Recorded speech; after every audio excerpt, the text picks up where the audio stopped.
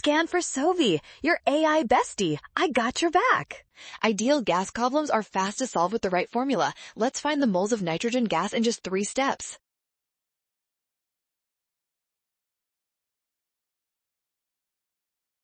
First, we need the ideal gas law, which is PV equals nRT. Since we are looking for the number of moles, we rearrange the formula to solve for the variable n.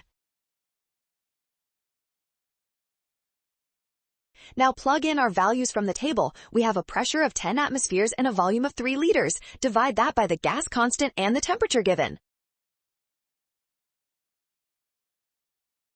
Calculating those numbers gives approximately 1.2 moles. This result matches the value in option B. You totally nailed it.